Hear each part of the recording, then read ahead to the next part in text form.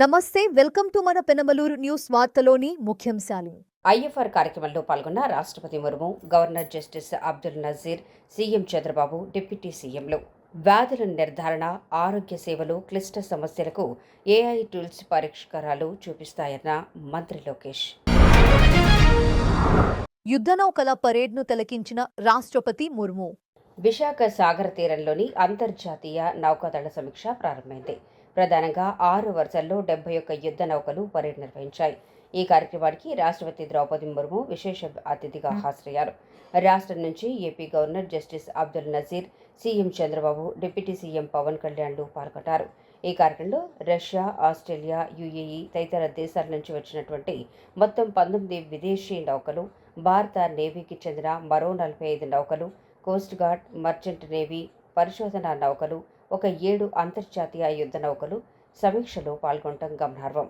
అంతర్జాతీయ యుద్ధ నౌకల సమీక్షలో భాగంగా ఆర్కే బీచ్ ప్రధాన కేంద్రంగా సిటీ పరేడ్, నౌకాదళం విన్యాసాలు, ఫైర్ డ్రోన్లు షోలు చూపర్లను విశేషంగా ఆకట్టుకున్నాయి. 58 మంది వైద్య విద్యార్థులకు పట్టాలు, ముగ్గురికి బంగారు పతకాలు మంత్రి లోకేష్ అందజేశారు. గుంటూరు జిల్లా మంగళగిరి ఎయిమ్స్ నిర్వహించిన 2వ స్నాతకోత్సవంలో ఆమె ముఖ్య అతిథిగా హాజరై మాట్లాడారు. వైద్య చికిత్స కోసం ప్రజలు తమ ఆస్తులు పోగొట్టుకోకూడదన్నదే ప్రభుత్వ ఉద్దేశం. పీఎం జీఏవై ద్వారా 65 కోట్ల మందికి 5 లక్షల రూపాయల చొప్పున ఉచిత వైద్య సదుపాయాలను అందిస్తున్నాం. ప్రధాని మోదీ ఉన్నతాశయంతో తీసుకొచ్చిన యూనివర్సల్ హెల్త్ పాలసీపై ఇప్పుడు ప్రపంచవ్యాప్తంగా చర్చ జరుగుతోంది అని కేంద్ర మంత్రి చెప్పారు. మరో ముఖ్య అతిథిగా హాజరైన రాష్ట్ర ఐటీ విద్యాశాఖల మంత్రి నారా లోకేష్తో కలిసి గర్భిణుల సౌకర్యం కోసం ఎర్లీ మార్నింగ్ యాంటీనాటల్ క్లినిక్ ప్రారంభించారు. Today is not merely a convocation, it is a consideration. You entered this institution as students and you leave today as custodians of life. AIIMS were envisaged as institutions of national importance, centers of excellence that would correct regional imbalances in healthcare. AIIMS Mangalgiri began modestly in 2015 and today it has grown into a comprehensive institution with over 1,300 students across UG, PG, super specialty nursing and allied health sciences. From a handful of beds in the early years to close to 650 functional beds, from limited services to open heart surgeries, kidney transplant, robotic knee replacements, advanced oncology and cath labs. This growth is not just infrastructure, it represents hope expanding. More than 45 lakh lab and diagnostic services have been provided. Behind every number is a human story. This institution stands on 3 pillars: teaching, research and patient care. But today I want you to consider adding a 4th pillar: trust. In every civilization, doctors have been placed in the highest moral space, not because of wealth, not because of status, but because they stood between life and death. Every hospital corridor carries anxiety, fear, and pain. A patient entering the emergency ward looks into your eyes. You need to ask yourself a question. Do they see confidence? Do they see compassion? You are not just prescribing drugs, you are prescribing hope. During COVID-19, when the world stayed indoors, doctors walked into dangers to save lives. They worked tirelessly in isolation wards, away from families, becoming hope for patients who are alone and afraid.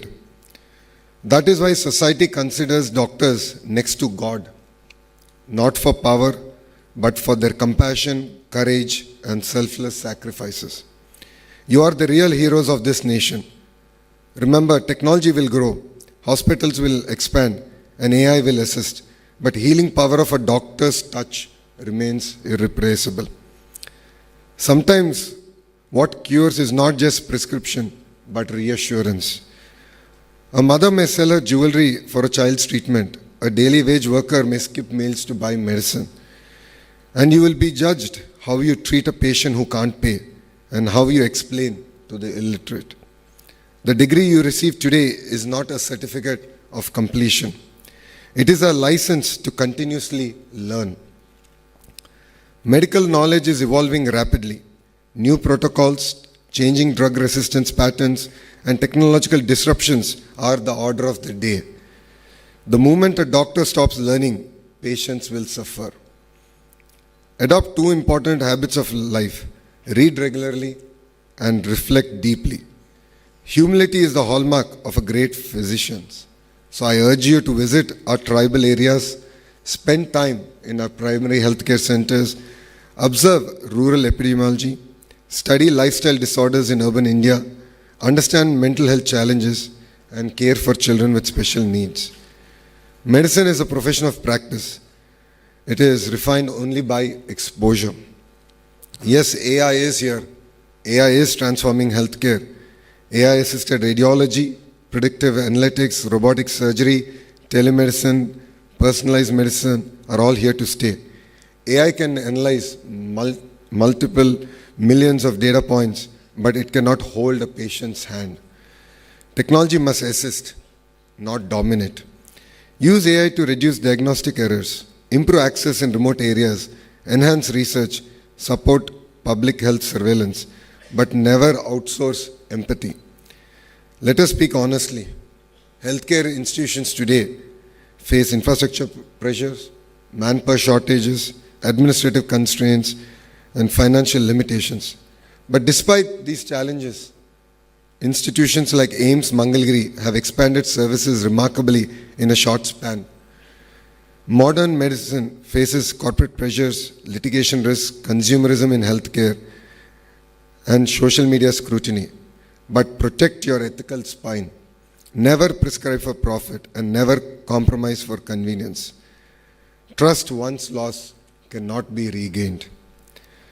Let your practice reflect humanity in heart.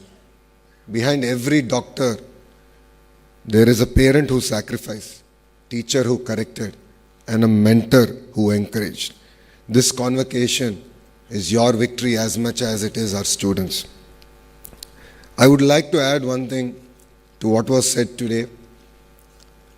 We hear this saying, failure is a stepping stone to success. I have heard it all my life, but until I experienced it, I never realized how powerful it is. God has His own way of prescribing tests to us, but we also have the energy to overcome those tests. So walk, take the road less traveled, and I'm sure you'll all emerge victorious. Dear graduates, when you wear the white coat, wear it with dignity, wear it with discipline, wear it with devotion. May your compassion be limitless. My heartfelt congratulations to each one of you. Go forth, serve with excellence, lead with integrity, and heal with humility. రాష్ట్ర AMC చైర్మన్ల కమిటీని అసెంబ్లీకి తీసుకువెళ్లిన పెనమలూరు నియోజకవర్గ MLA Bode Prasad. Vijayawada Amaravati assembly సమావేశంలో పాల్గొనేందుకు రాష్ట్ర AMC చైర్మన్ల కమిటీని MLA Bode Prasad తీసుకెళ్లారు. Assembly సమావేశాలు జరిగే తీరు, సమస్యలపై చర్చ, వివిధ అంశాలపై అసెంబ్లీలో జరిగే తీర్మానాలపై అవగాహన కల్పించినందుకు రాష్ట్ర కమిటీ అధ్యక్షులుగా ఉన్న Nanjala market committee chairman Guntupalli Haribabu, ప్రధాన కార్యదర్శి Konda Praveen, Bhimavaram chairman Kalidindi Sujatha Ramachandraraju, Gannavaram chairman Gudavalli Narasimha Rao, Ghantasala chairman Thota Kanakadurga, Muvva chairman Donepudi Sivaramaiah, Gujjarlapudi Baburao, ITDP సభ్యులు గోరుముచ్చు వెంకటసాయి తదితరులు అసెంబ్లీ సమావేశంలో పాల్గొని ఎమ్మెల్యే బోడే ప్రసాద్ కృతజ్ఞతలు తెలిపారు. సవరణ బిల్లును అసెంబ్లీలో ప్రవేశపెట్టిన మంత్రి నారాయణ.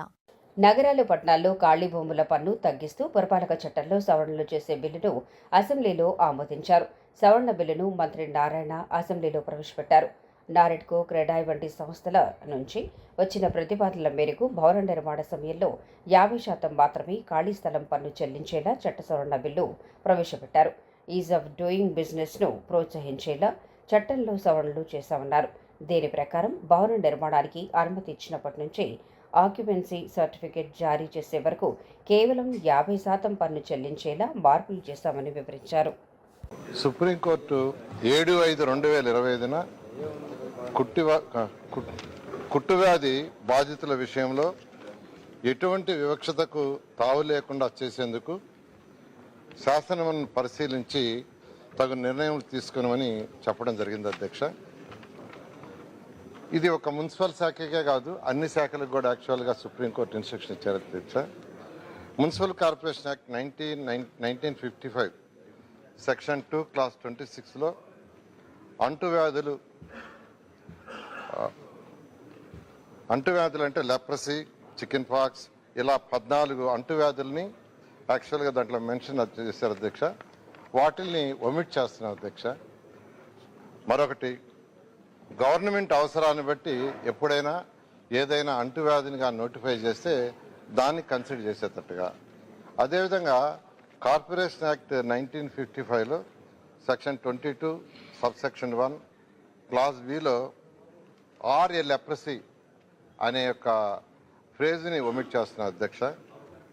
అదేవిధంగా మున్సిపల్ యాక్ట్ 1965లో సెక్షన్ 15 సబ్సెక్షన్ 2 క్లాస్ ఏలో ఆర్ సఫరింగ్ ఫ్రమ్ లెప్రసీ అనేది ఒమిట్ చేస్తున్నారు అధ్యక్ష.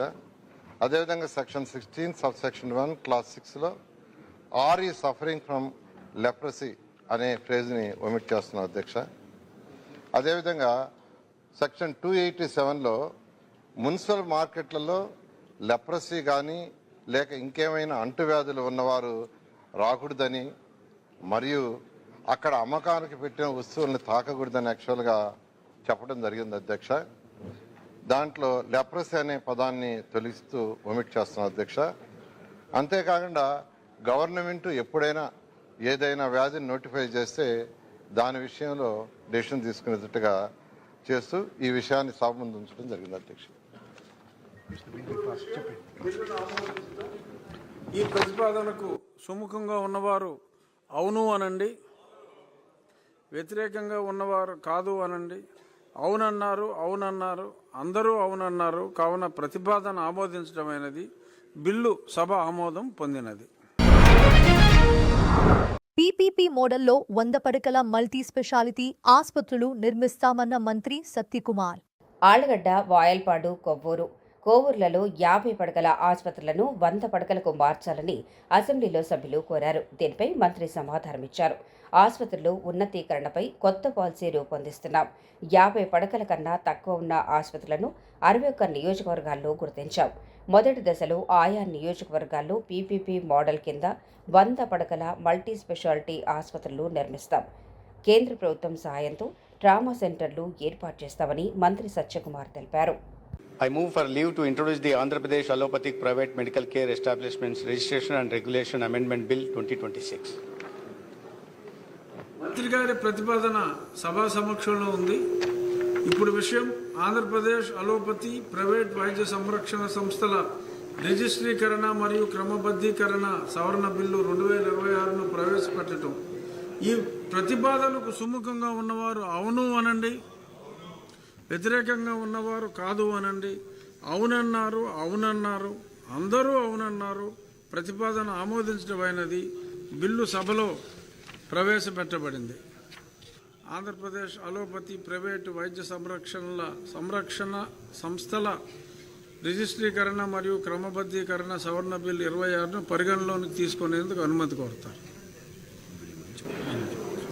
ధన్యవాదాలు అధ్యక్ష. ఈ బిల్లు ముఖ్య ఉద్దేశాలు ఏంటంటే, రాష్ట్ర ప్రభుత్వం ఆంధ్రప్రదేశ్ అలోపతి ప్రైవేట్ వైద్య సంరక్షణ సంస్థల రిజిస్ట్రేషన్ మరియు క్రమబద్ధీకరణ చట్టం 2002ను రూపొందించింది. ఈ చట్టం అలోపతి చికిత్సా సంస్థలకు మాత్రమే వర్తిస్తూ ఆయుష్ సేవలను అందిస్తున్న సంస్థలకు వర్తించదని చట్టం పేరే సూచిస్తున్నది. దేశంలోని అన్ని వైద్య సంస్థలు అందించాల్సిన కనీస ప్రమాణ సౌకర్యాలు మరియు సేవలను విస్తృతపరిచే దృష్టితో భారత ప్రభుత్వం వైద్య చికిత్సా సంస్థల రిజిస్ట్రీకరణ మరియు క్రమబద్ధీకరణ చట్టం 2010లోని 23వ కేంద్ర చట్టంను రూపొందించింది.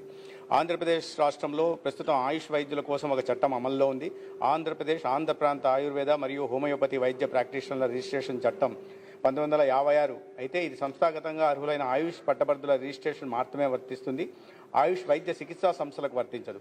శిక్షణ లేని, అర్హత లేని వారు నిర్భయంగా ఆయుష్ వైద్య పద్ధతులను ప్రాక్టీస్ చేయడంలో చేయడం రాష్ట్రంలో నేడు ఆయుష్ సమాజం ఎదుర్కొంటున్న అతిపెద్ద సవాల్లో ఒకటిగా ఉన్నది. తద్వారా ఆయుష్ వైద్య పద్ధతుల యొక్క ప్రతిష్ట మరియు ఖ్యాతికి కలంకం కలుగుతున్నది. ఆయుష్ వ్యవస్థల కోసం చట్టబద్ధ పర్యవేక్షణ నిబంధనలు లేకపోవడం వల్ల రాష్ట్రంలో ప్రత్యేకించి మహమ్మారి ప్రబలినప్పుడు ఆయుష్ సేవల పేరుతో పెద్ద సంఖ్యలో క్లినిక్లు, ఆసుపత్రులు పుట్టగొడుగుల్లా వెలుస్తున్నాయి. అందువలన అన్ని ఆయుష్ క్లినిక్లు, డిస్పెన్సరీ, థెరపీ కేంద్రాలు, వైద్యశాలను రిజిస్ట్రీకరణలోకి తీసుకొచ్చి అర్హత ప్రాక్టీషనర్లు మరియు నకిలీ వైద్యులు ప్రజల్లోకి వచ్చి వ్యాధులు నయం చేస్తామని చెప్పడాన్ని నిరోధించడం కోసం వైద్య చికిత్సా సంస్థల రిజిస్ట్రీకరణ మరియు క్రమబద్ధీకరణ చట్టం 2010లోని 23వ చట్టం యొక్క పరిధిలో ఆయుష్ పద్ధతులను చేర్చాలని ప్రభుత్వం నిర్ణయించింది. ఈ allopathic hospitals clinics establishment act ప్రకారం 14,530 ఈ సంస్థలు ఉన్నాయి ఇప్పటికే. కానీ ఇప్పుడు తీసుకొచ్చిన సవరణ ద్వారా కొత్తగా 400 ఆయుష్ క్లినిక్లు, డిస్పెన్సరీ, హాస్పిటల్స్లు కూడా రిజిస్ట్రేషన్ చేసుకోవడానికి అవకాశం ఉంది అధ్యక్ష. ఇది బిల్లు ఉద్దేశం అధ్యక్ష.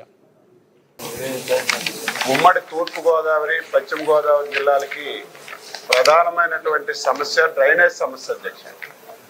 దీనికి కారణం ఏమిటంటే ప్రతి సంవత్సరం డ్రైనేజ్ మెయింటెనెన్స్ చేస్తే తప్ప నీరు ఫ్లో అయ్యే పరిస్థితి లేదు.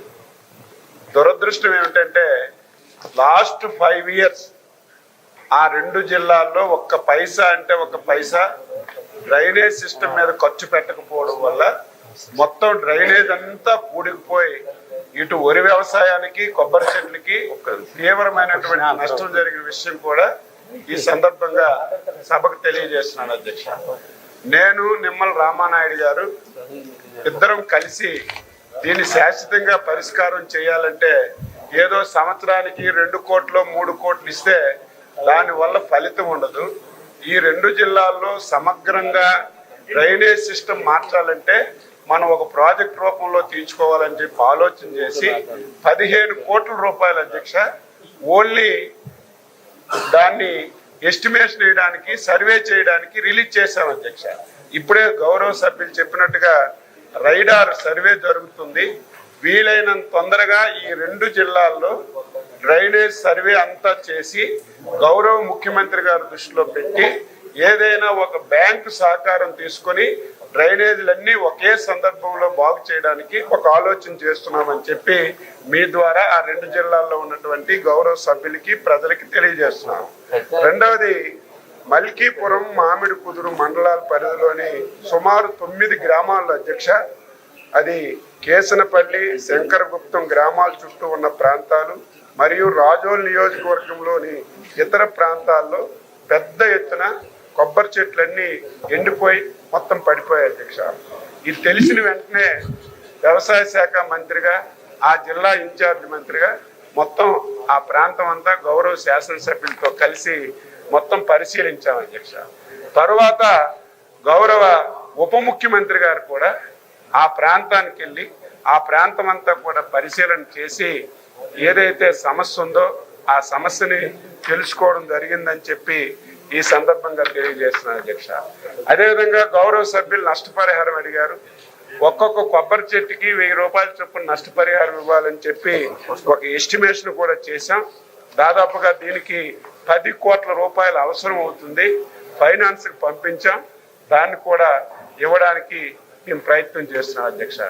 దీనికి తోడు గౌరవ ఉప ముఖ్యమంత్రి గారు వెళ్ళిన తర్వాత మేము కూర్చొని ఒక సమావేశం పెట్టి ఇరిగేషన్ మంత్రి గారి దృష్టిలో పెట్టి ఏదైతే ఈ ఉప్పలకుత్తం డ్రైన్ ఉందో తాత్కాలికంగా దీనికి చేయకపోతే చాలా ఇబ్బంది వస్తుందని చెప్పి దాదాపుగా 20,77,00,000 రూపాయలు ఇరిగేషన్ నుంచి మంజూరు చేయించి గౌరవ ఉప ముఖ్యమంత్రి గారే స్వయాన వెళ్ళి అక్కడ పనులకు కూడా శంకుస్థాపన చేసి పనులన్నీ కూడా ప్రారంభించాం. తప్పనిసరిగా ఈ సంవత్సరం ఆ ప్రాంతంలో తాత్కాలికంగా ఈ డ్రైనేజ్ పనులన్నీ కూడా పూర్తి చేస్తే ఈ సమస్య నుంచి అధిగమించవచ్చని చెప్పి తెలియజేస్తున్నాను అధ్యక్ష. అదేవిధంగా ఈ మధ్య కాలంలోనే కేంద్ర ప్రభుత్వం రీప్లాంటింగ్ మరియు రిజర్వేషనేషన్ అని చెప్పి ఎక్కడైతే కొబ్బరి చెట్లు ఓల్డ్ అయిపోయాయో, ఎక్కడైతే కొబ్బరి చెట్లు పాడైపోయాయో ఆ ప్లేస్లో కొత్త కొబ్బరి చెట్లు పెట్టడానికి ఒక అవకాశం కూడా ఇచ్చింది. తప్పనిసరిగా ఆ స్కీమ్ కూడా ఆ ప్రాంతంలో అమలు చేసి కొత్త కొబ్బరి చెట్లు పెట్టి మళ్ళీ రైతుల్ని ఆదుకోవడానికి అన్ని విధాల ప్రయత్నం చేస్తామని ఈ సందర్భంగా తెలియజేస్తున్నాను. ఆ ప్రాంతంలో ఉన్నటువంటి సమస్య జిల్లా యంత్రార్థి మంత్రిగా, వ్యవసాయ శాఖ మంత్రిగా పూర్తిగా అవగాహన ఉన్నటువంటి వ్యక్తిని కాబట్టి ఆ సమస్యను పరిష్కరించి ఆ ప్రాంతంలో ఉన్నటువంటి రైతులకు మేలు చేయడానికి రాష్ట్ర ప్రభుత్వం తరఫున అన్ని విధాల ప్రయత్నం చేస్తామని మీ ద్వారా సభ్యులకి ఆ ప్రాంతంలో ఉన్న రైతులకు కూడా తెలియజేస్తున్నాం అధ్యక్షుడు. 2 రోజుల పాటు నిర్వహించే జాతీయ స్థాయి టెక్నో కల్చరల్ ఫెస్ట్ ను ప్రారంభిస్తున్నట్లు pro vice chancellor doctor A V Ratnaprasad తెలిపారు. పెర్మలూరు నియోజకవర్గం తాడిగడప మున్సిపాలిటీ కానూరు సిద్ధార్థ ఇంజనీరింగ్ కళాశాలలో Siddhartha academy professor doctor A V Ratnaprasad, academy director B Pandurangarao విలేకరులతో సమావేశం నిర్వహించారు. ఈ సందర్భంగా మాట్లాడుతూ సుప్రజ 2026 కార్యక్రమంలో విశ్వవిద్యాలయానికి చెందిన వివిధ స్కూల్స్ మరియు విభాగాల ఆధ్వర్యంలో సుమారు 50 సాంకేతిక మరియు సాంస్కృతిక ఈవెంట్లు, పోటీలు నిర్వహించబడతాయి. ఈ ఫెస్ట్కు దేశవ్యాప్తంగా 2000 నుండి 3000 మంది విద్యార్థులు పాల్గొననున్నారని అంచనా. ఇది యువ ప్రతిభకు జాతీయ స్థాయిలో ఒక వేదికగా నిలవనుంది.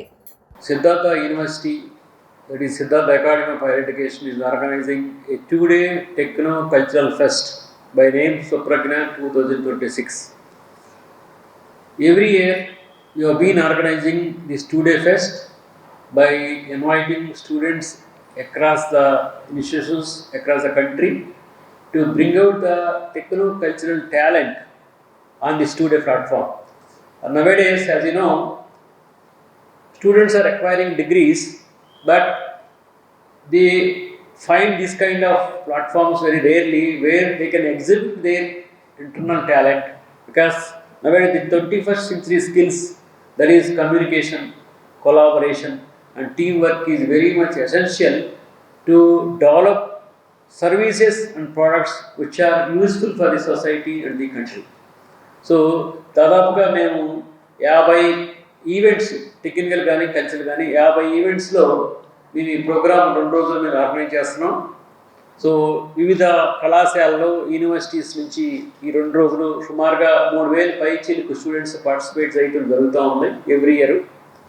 ఈ 2 రోజుల ప్రోగ్రామ్కి మొదటి రోజున ముఖ్య అతిథిగా professor S G Deshmukh, he was the former director IIIT Gwalior and also former professor of IIT Delhi. He is the chief guest, and in addition to him there are 2 more eminent persons who are participating as guests of honor. They are Sri PVS Suresh, he is the general manager from Dynamic Old Land Aerospace Bangalore, and another guest of honor Mrs. Shipra Chabra, director of Microsoft Bangalore. These 2 eminent people are participating as guest of honor, in addition to other distinguished guests from our management, Sri P. Lakshmanrao garu, Sri M. Rajay garu, and also our Vice Chancellor, Professor P. Venkateswara garu, and all my other colleagues, Director Pandurangarao garu, Registrar Ravichandra garu, other deans and heads of departments will be participating. And the most important highlighting feature of this event is we are nearly distributing prizes or awards worth of more than 10 lakhs for the 2 days only. That depends upon the total number of students participating over the 2 days. ఈ సంవత్సరం organise చేసేది civil engineering department.